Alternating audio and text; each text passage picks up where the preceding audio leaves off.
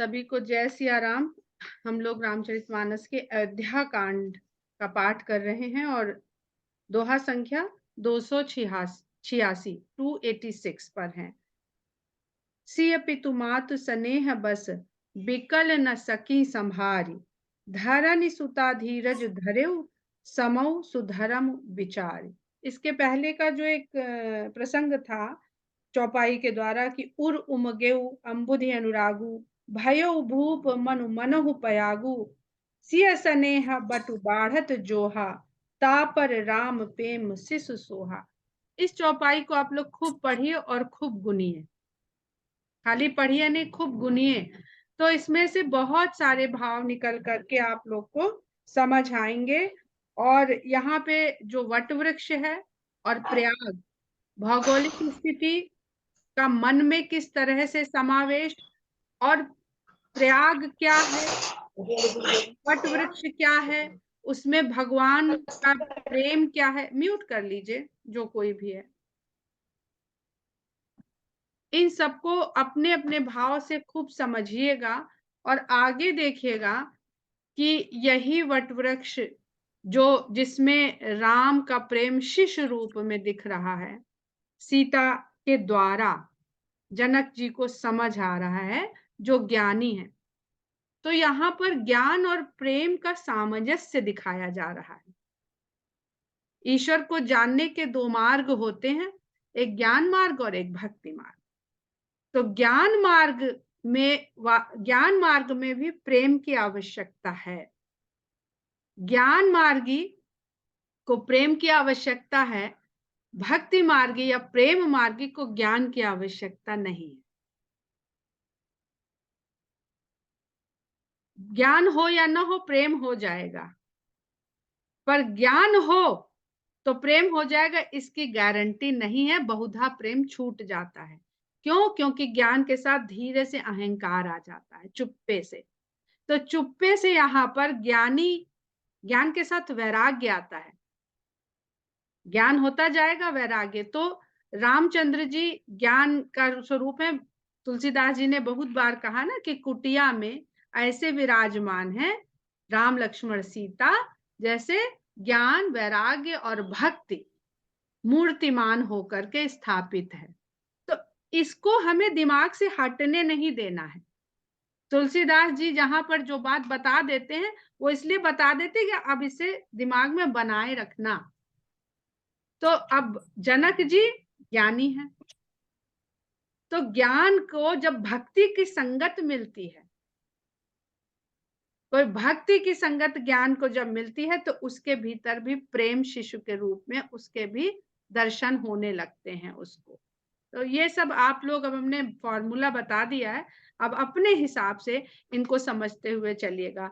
अशोक वाटिका तक ये भक्ति जाएगी, जो अभी शिशु रूप में है वो वहां स्वयं इतनी समर्थ हो जाएगी। जहां शिशु रूप में राम का प्रेम है अभी, वो इतनी समर्थ हो जाएगी कि वट वृक्ष तो गायब हो गया, जो भक्ति को धारण करता है, छा लेता है सब तरफ से, सारे आतप से बचा लेता है। चाहे धूप हो चाहे वर्षा हो, सब तरह के कष्ट से बचा लेता है वट वृक्ष। बहुत घना वट वृक्ष हो, नीचे खड़े हो जाइए, भीगेंगे नहीं, और धूप से तो बचाते ही है। वो इतना समर्थ हो जाता है कि अगर वट वृक्ष नहीं है तो भी वो आपको अशोक कर देता है। संकट में घिर के भी वो आपको अशोक कर देता है। जब सीता जी संकट में घिर के रावण की लंका में पहुंचेंगी। अभी विषय से भटक जाएंगे तो यही रहते, ये थोड़े से जो बिंदु इसलिए देते चलते हैं ताकि जब आप लोग स्वयं अध्ययन करें तो थोड़ी आसानी रहे। चिरजीवी मुनि ज्ञान बिकल जन बूढ़त लहु बाल अवलंबन। डूबते हुए जहाज को जैसे वो सहारा मिल गया। ज्ञान से आदमी लड़खड़ा सकता है, पर वो जब प्रेम देख लिया, वो दोनों भाव है यहाँ पर। जनक जी ज्ञानी का भी भाव है कि उसे भी भक्ति और प्रेम का सहारा चाहिए, और सीता के हृदय में कि कहीं पुत्री जो मैंने इतनी शिक्षा दे रखी है आदर्शों की, कहीं उसी के कारण तो नहीं खाली कष्टों को सहने के लिए वन में पति के साथ चल पड़ी है। बहुत बार करते हैं ना हम लोग ऐसा कि अरे लोग क्या कहेंगे, हमारा धर्म ये है, हमारा कर्तव्य ये है।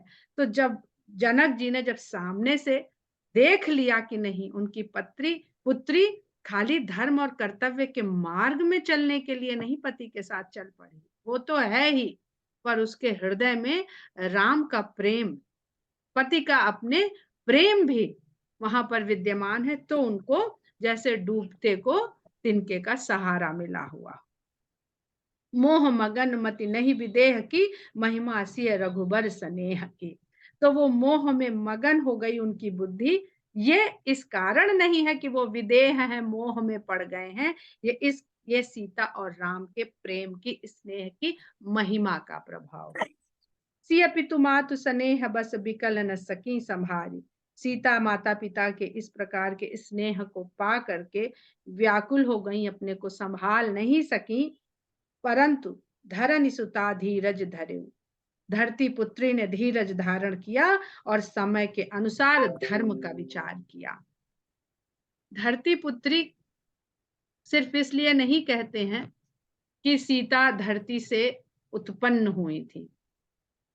प्रकृति सारी, जब हम सीता के प्रकृति रूप को समझते हैं तो सारी प्रकृति ही धरती से उत्पन्न है। लक्ष्मी है, लक्ष्मी धरती के भीतर से ही मिलेगी, चाहे अन्य रूप में मिले, चाहे स्वर्ण रूप में मिले, चाहे जवाहरात रूप में मिले।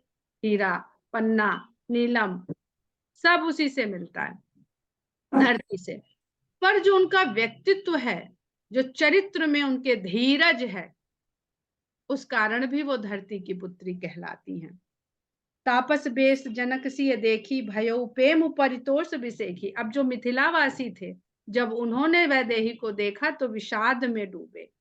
पर जनक जी ने जब तपस्वी के वेश में सीता जी को देखा तो भयो प्रेम परितोष विसेखी, उनको सीता जी के ऊपर विशेष प्रेम और संतोष हुआ।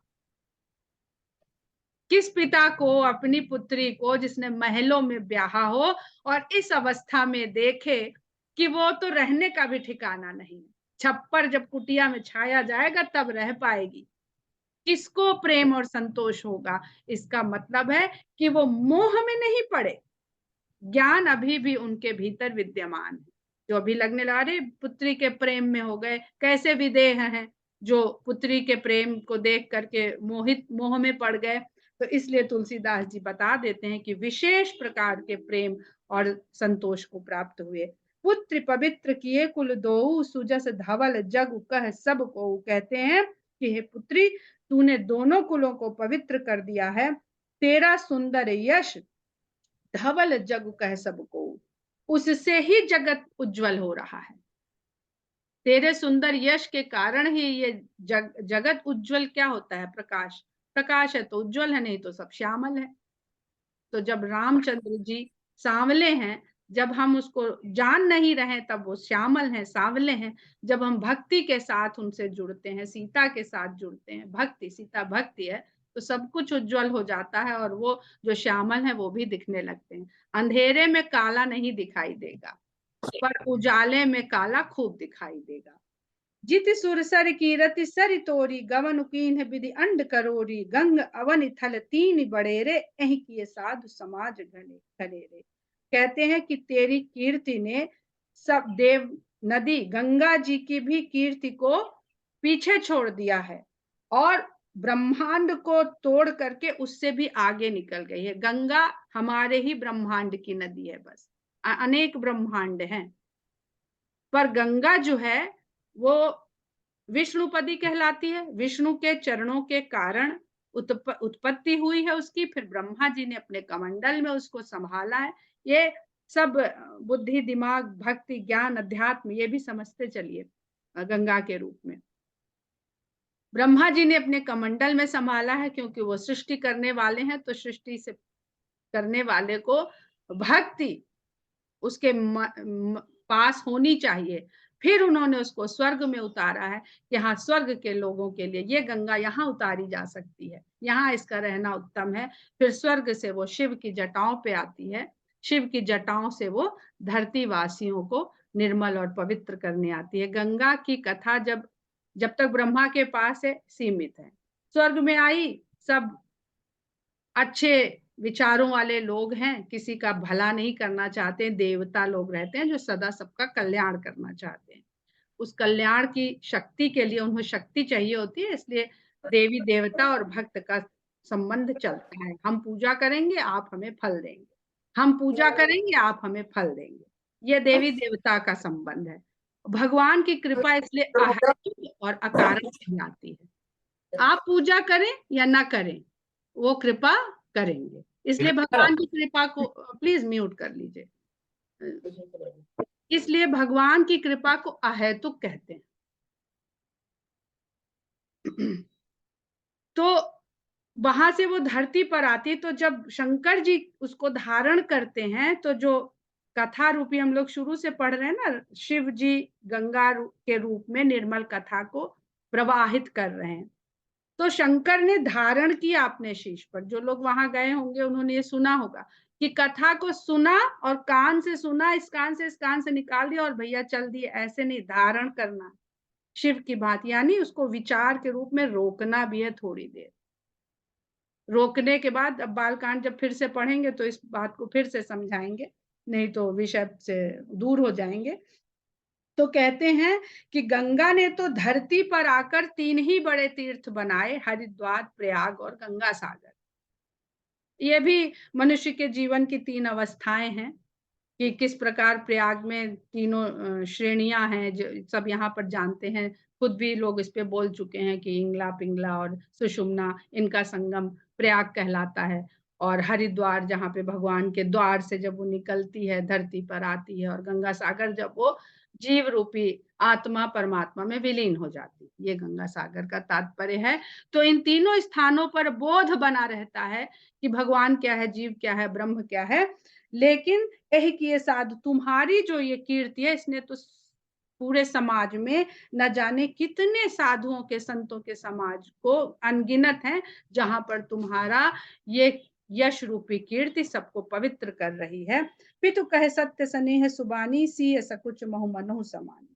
पिता के द्वारा इस प्रकार स्नेह से सनी हुई सच्ची वाणी सुनकर सीता जी इतने संकोच में पड़ गई कि मानो स्वयं में ही समा गई हूँ। अपनी प्रशंसा सुन के आदमी को, जिसको हम लोग कहते हैं कि भाई एम्बेरसमेंट हो रही है, अब आप मेरे मुंह पे ज्यादा तारीफ मत करिए, तो सीता जी स्वयं में संकोच से समा गई। पुण्य पितुमातुलीन ही उर लाई, फिर माता पिता ने उन्हें हृदय से लगाया, सिख आशीष हित हित दीन सुहाई, और फिर उनको आशीर्वाद दिए और सुंदर शिक्षाएं उनको प्रदान करी। कहती नसी सकुच मन माही, यहाँ बसब रजनी भल नाही। अब सीता जी यहाँ कहने में संकोच कर रही हैं मन में, पर उनके ये भाव आ रहा है कि रात में यहाँ रुकना, माता पिता के शिविर में रुकना ठीक नहीं है, क्योंकि सासों के भी शिविर लगे हुए हैं और सासें भी यहाँ पर विद्यमान हैं। लखी रुख रानी जनायो राउ, हृदय सराहत सील सुबाओ। उनका ये रुख देख करके राजा और रानी को बहुत अच्छा लगा, उनका स्वभाव और शील। संकोच की ये भी नहीं कह भी नहीं मुंह से कि भाई हम तो अपने ससुराल पक्ष की ओर जाएंगे, बस उनके भाव भाव से प्रकट हो रहा है। तो इसकी भी सराहना माता पिता करते हैं। बार बार मिल भेंट सी विदा की सम्मान, इसलिए उन्होंने फिर से पुनः पुनः सीता जी से भेंट करी और बहुत सम्मान के साथ उनको वहां से विदा किया। कही समय सिर भरत गति, रानी सुबानी सयानी। कही समय सिर भरत गति, फिर चतुर रानी ने समय को देखते हुए राजा से भरत जी के बारे में वर्णन किया, क्योंकि कौशल्या जी ने उनको यह काम सौंपा हुआ है कि आप विचार करके अच्छी प्रकार, किस प्रकार से बात कही जाए, जनक जी से इस बारे में डिस्कस जरूर करिएगा। सुनि भूपाल भरत व्यवहारू, सोन सुगंध सुधा शशि सारू। अब जब उन्होंने सब बताया कि कौशल्या ये कह रही थी, दशरथ जी कौशल्या से भरत जी के लिए इस प्रकार बात करते थे, तो ये सब सुन करके और भरत के बारे में जान करके राजा जनक मूंदे सजल नयन पुलकेतन, नेत्र मूंद लिए और तन उनका पुलकित हुआ। सुजस सराहन लगे मुदित मन, और भरत जी के यश को बड़े प्रसन्न मन से सराहना करने लगे। और इस प्रकार भरत का चरित्र उनको बोध हुआ, जैसे सोने में सुगंध और सुधा शशि सारू, अमृत में चंद्रमा का सार। बहुत ही गूढ़ तत्व है, गूढ़ रहस्य है, इसमें बहुत दिमाग लगाइए। दोनों ही चंद्रमा और अमृत दोनों ही समुद्र मंथन से प्राप्त होते हैं। समुद्र मंथन से प्राप्त होने के कारण सुधा जो अमृत है उसमें चंद्रमा का तत्व आता है। कहते हैं ना, चंद्रमा अमृत की वर्षा करता है। तो वो अमृत की वर्षा क्या है, वो ज्ञान, शीतलता, भक्ति, प्रेम क्या है, ये सब बहुत समझने की आवश्यकता है। और सोने में सुगंध जिस प्रकार समाई होती है, हम लोग सोने की सिर्फ चमक देखते हैं, उसका बाह्य रूप देखते हैं, सोने की सुगंध के बारे में तो पता ही नहीं है। तो अभी बहुत कुछ ऐसा है मानस में जिसे हम सभी को निरंतर अध्ययन करते हुए उसको समझने की आवश्यकता है, पता करने की आवश्यकता है। सावधान सुन सुमुख सुलोचन, भरत कथा भव बंध विमोचन। तो राजा जनक कहते हैं सुनैना से कि हे सुंदर मुख और सुंदर नैनों वाली, आप ध्यान दे के सावधान होकर के सुनिए। अब राजा जनक जैसा ज्ञानी एक जीवात्मा को बता रहा है और सावधान कर देता है। तो जो भी बात आप सुनिए उसको बहुत सावधानी पूर्वक सुनने की आवश्यकता है। कहते हैं कि भरत की तो जो कथा है वही भवसागर के बंधनों से मुक्त करने वाली है। सीता जी का जो चरित्र है वो भक्ति में डुबोने वाला है, यश प्रदान करेगा। पर भरत जी का जो चरित्र है वो भवबंधन से मुक्त करने वाला है। धर्म राजनय ब्रह्म विचारु, यहाँ जथामति मोर प्रचारु। मेरा जो ज्ञान है वो धर्म, राजनीति और ब्रह्म विचार तक है। मैं किन किन विषयों का ज्ञाता हूं? मैं धर्म का ज्ञाता हूं, राजनीति का भी ज्ञाता हूं और ब्रह्म विचार भी मुझे पता है। यहाँ जथामति मोर प्रचारु। तो मेरा जो शक्ति है, सामर्थ्य है, वो यहाँ तक ही है, इन विषयों तक भी है। जथामति जैसी मेरी बुद्धि है। सोमति मोरी भरत महिमाही, कहे काह छल छुअति न छाही। विध गणपति अहिपति शिव सारद, कवि कोविद बुध बुद्धि विसारद। कहते हैं कि वो मेरी मति, वो मेरी बुद्धि जो धर्म, राजनीति और ब्रह्म विचार को जानने वाली है, वो भला भरत जी का जो उनके मन का जो भाव है उसको किस प्रकार से कह पाएगा अगर मैं अपने को बड़ा ज्ञानी व्यानी बता करके कोशिश करूं तो भी मैं छाया भी नहीं छू पाऊंगा। जैसे अब सोन सुगंध सुधा शशि सारू, इसको हम कुछ भी कर लें, हम समझ नहीं पाए हैं तो आपको क्या समझाएंगे।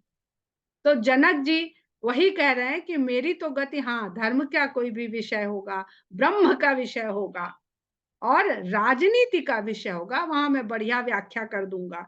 परंतु जो भरत जी के हृदय का प्रेम है उसको तो मैं छाया भी नहीं छू पाऊंगा उसकी। क्यों? क्योंकि ब्रह्मा, गणेश, शेष, शंकर, शारदा, कवि, विद्वान, बुद्ध और बुद्धि विशारद, ये भी लोग जो सब माने जाते हैं किसी भी चीज को जानकर विश्लेषण करने में निपुण। कविताओं से लोग क्यों जुड़ जाते हैं? इसीलिए जुड़ जाते हैं कि सबके मन की बात होती है, पर ये क्षमता कवि में होती है कि वो शब्दों में बांध के ले आता है। वो भी इनके लिए भी संभव नहीं है। भरत चरित कीरति करतूति, धर्मशील गुण विमल विभूति। समुझत सुनद सुखद सब काहू, सुचि सुर सरि रुचि निदर सुदाहू। कहते हैं भरत के चरित्र की जो कीर्ति है और जो करतूति, मतलब जो वो करणीय जो वो कर रहे हैं जिस तरह से, वो धर्मशील गुण और विमल विभूति, एकदम निर्मल विभूति है वो, जो समझने सुनने में सुख देने वाली है सबको। अच्छा बहुत लगेगा भरत जी के बारे में। सुचि सुर सरि रुचि निदर सुधाहु।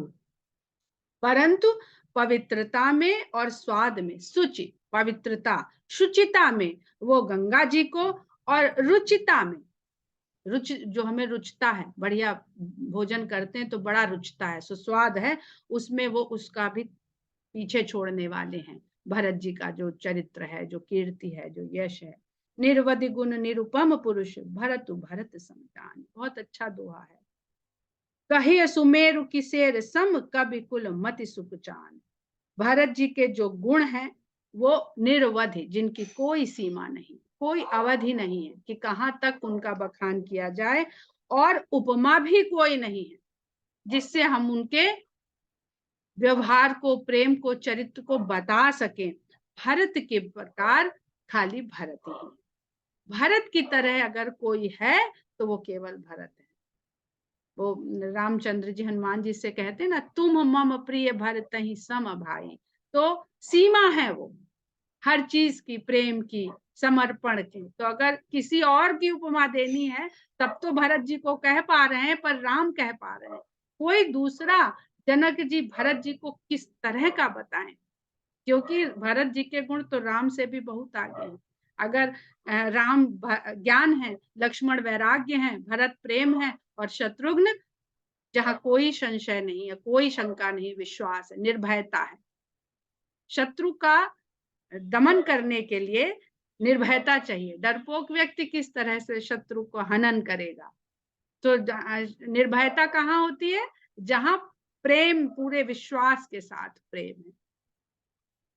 अगम सबही, हाँ, कहीं सुमेरु की शेर सम, कहीं सुमेर पर्वत को अगर बताया जाए किसी कवि से, कवियों के कुल से कहा जाए कि सुमेर कैसे का होगा, सुमेरु पर्वत, तो कवियों की बुद्धि सकुचा जाएगी। कैसे बताएंगे? कि हम कहते हैं बताओ अच्छा हिमालय में कैसे पत्थर होगा या कैसे मिट्टी होगी, तो कोई भी उसको बता नहीं सकता है। अगम सबहि बरनत बर बरनी, जिम जलहीन मीन गम धरनी। सबके ही लिए वो वर्णन करने में कोई भी उसके समर्थ नहीं होगा, सभी के लिए वो अगम्य है, कोई वहां तक जा नहीं सकता है, समझ नहीं सकता है। जैसे मछली का धरती पर चलना असंभव है, वैसे ही भरत जी के चरित्र को बता पाना असंभव है। भरत अमित महिमा सुन रानी, जान ही राम न सकहि बखानी। कहते हैं कि भरत जी की तो महिमा अमित है, जिसको केवल राम जानते हैं, पर जानते ही हैं, बखान वो भी नहीं कर सकते हैं। अर्थात प्रेम को सिर्फ अनुभव करता है जो प्रेम करता है वो, और जो उसके प्रेम को जानता है वो।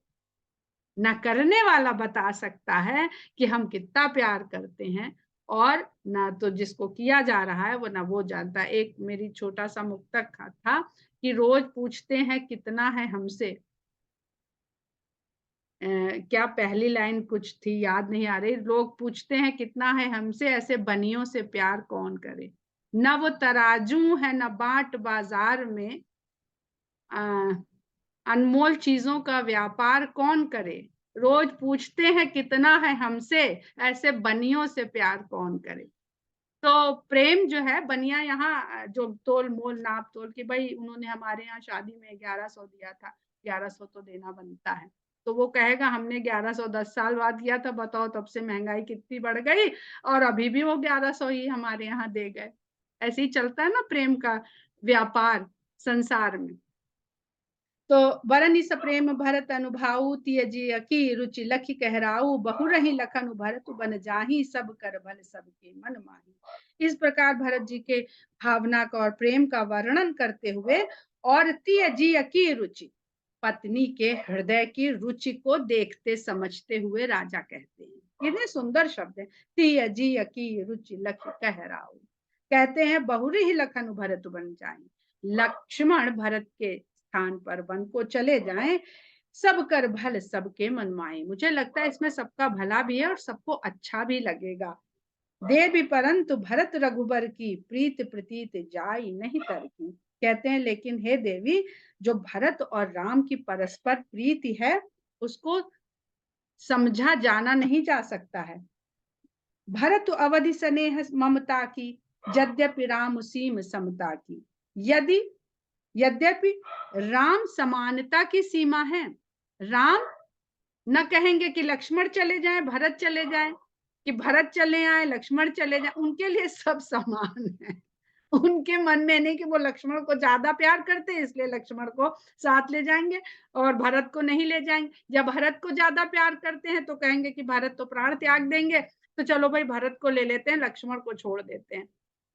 तो वो तो समान भाव है, परंतु भरत जी जो हैं वो ममता और स्नेह की अवधि है, सीमा है। अब जो ममता होती है उसमें शब्द ही मम लगा होता है, जिसको अभी हम लोग आगे पढ़ेंगे कि ममता को मोह के साथ क्यों जोड़ा जाता है। मम मम होता है जो अपने से जुड़ी हुई चीजें होती हैं।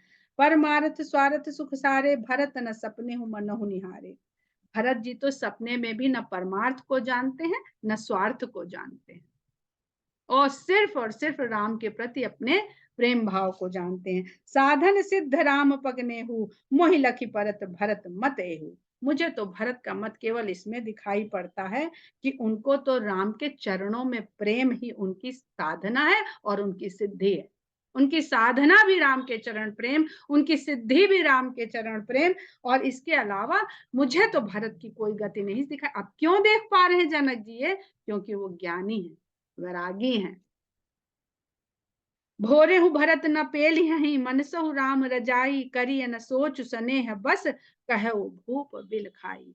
बिलक करके राजा जनक कहते हैं कि भोलेपन में भी, भूल कर भी भरत राम की आज्ञा को टालेंगे नहीं।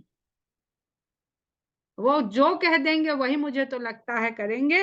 करिए न सोच स्नेह बस, इसलिए स्नेह के वशीभूत होकर के चिंता करने की कोई आवश्यकता नहीं। राम भरत गुण गणत सप्रीति, निस दंपत ही पलक समबीति। इस प्रकार राम और भरत के गुणों को बातचीत करते हुए प्रेम के साथ वो रात जनक जी की और सुनैना की ऐसे ही बीत गई। राज समाज प्रात जुग जाके, बाकी जो समाज था वो प्रातः काल होने पर जागा, नहाई नहाई सुर पूजन लागे, और स्नान आदि करके देवताओं की पूजा करने लगे। गे नहाई गुरु पहि रघुराई, बंदी चरण बोले रुख पाई। राम भी नहा करके गुरु के पास गए और उनकी चरण वंदना करके और उनका रुख देख करके बोले। देखिए कितना बहुत जरूरी बात है, जब किसी से कुछ बात करने जाए तो रात बीत गई, एंजाइटी हो रही, कैसे सुबह होए और कहें, उठते ही ताड़ से डाल दी। या बाहर से कोई आया, बड़ी बेचैनी थी, लड़के की शिकायत, लड़की की शिकायत है, पड़ोसी की शिकायत, या कुछ नोटिस आ गया, कुछ हो गया, कोई आया घुसा घर में, पट से उससे कह दिया, रुख देख करके उससे बात करनी।